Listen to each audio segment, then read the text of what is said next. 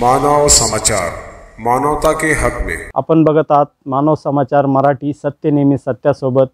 बघूया कोपरगाव तालुक्यातील धामुरी या गावातील जे 7 दिवस सप्ताह कार्यक्रम चालू होता रामचरित्रावर, त्या संदर्भातील माहिती व येथील प्रतिष्ठित काही व्यक्ती आलेले आहेत त्यांची मुलाखत घेऊन। नमस्कार। सर्वप्रथम धामुरी आणि पंचक्रोशीतील सर्व भाविक भक्तांना रामनवमीच्या हार्दिक शुभेच्छा। धामुरी गावात मागील 7 दिवसापासून रामकथेचे आयोजन करण्यात आले होते। त्या प्रसंगी हबप भाऊ पाटील त्र्यंबकेश्वर यांच्या वाणीतून रामचरित्र कथेचे सर्वांना लाभ घेण्यात आला।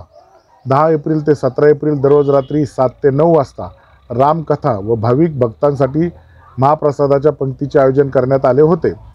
तसेच शेवटच्या दिवशी हबप सदगीर महाराज यांच्या सुमधुर वाणीतून प्रवचनाची सांगता करण्यात आली। शेवटच्या दिवशीच्या महाप्रसादाची जबाबदारी छत्रपती संभाजी महाराज प्रतिष्ठान शिर्डी यांनी पार पाडण्यात आली। हा कार्यक्रम अतिशय चांगल्या पद्धतीने यशस्वी होण्याकरिता भैरवनाथ देवस्थान ट्रस्ट धामुरी, नवयुवक मित्रमंडळ धामुरी व तसेच सर्व समस्त ग्रामस्थ धामुरी यांनी मनापासून त्या ठिकाणी वेळ देऊन कार्यक्रमास सार्थकी लावला। त्याबद्दल मी त्या सर्वांचे आभार मानतो। धन्यवाद। पासून प्रथमच तिरंगा फडकला, किती मोठी गोष्ट आहे ही। अनेक नेते आले, अनेक पंतप्रधान आले, पण राशी एखादं स्वप्न बाळगून एखादी व्यक्ती जेव्हा निष्ठेने काम करते तेव्हा अशा गोष्टी मोठ्या गोष्टी होत असतात।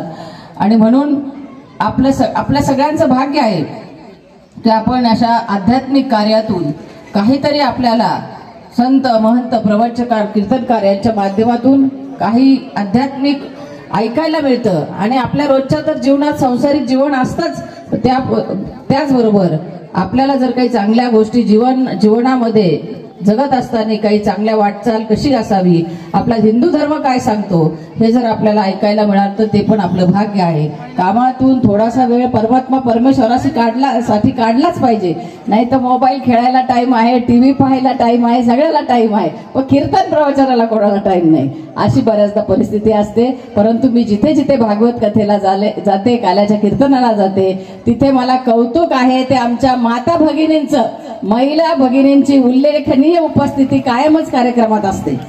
घरातलं काम आटोपून धावपळ करून तो होत नाही, पण कथेला येतात महाराज, त्यामुळे निश्चित संस्कार आणि संस्कृती टिकवण्याचं काम आमच्या या माता माऊली खूप करत असतात चांगल्या पद्धतीने। आणि म्हणून याच्यात काही ना काही एक फुल ना फुलाची पाकळी देणगी कार्यक्रमाला या देता आली आमच्या कोल्हे परिवाराला। स्वर्गीय कोल्हे साहेबांचा तुकाराम गाथांचा अभ्यास महाराज खूप चांगला होता आणि त्यामुळे त्यांनी बऱ्याचदा त्यांच्या भाषणाच्या माध्यमातून ते तुकाराम महाराजांचा संदेश, त्या गाथांचा अभ्यास करून निवडक गाथा त्या सांगायचे। तर अशा पद्धतीने एक चांगला अध्यात्माचा वारसा आमच्या सर्व कार्यकर्त्यांना सुद्धा त्यामुळे निश्चित आहे। आणि या धामोरीकरांसाठी महाराजांनी खूप उद्बोधक अशा काही गोष्टी सांगितल्या देशहिताच्या आणि हिंदू धर्माच्या रक्षणाच्या, त्याही तितक्याच महत्वाच्या आहेत। आता या कार्यक्रम आपण बघितला, सत्कार आपण केला, इथे एक मुस्लिम बांधवाने या मंदिरासाठी काम केलं। देशावर प्रेम करणारा जो देशभक्त मुस्लिम असेल त्याच्याबद्दल कधीही कोणालाही कुठल्याही धर्माला त्याच्याबद्दल राग नाही, पण या देशात राहून जे काही देशाच्या विघातक असे कृत्य किंवा आतंकवादी कारवाया करत असतील त्याबद्दलचं हे प्रबोधन आहे, हे लक्षात घ्या।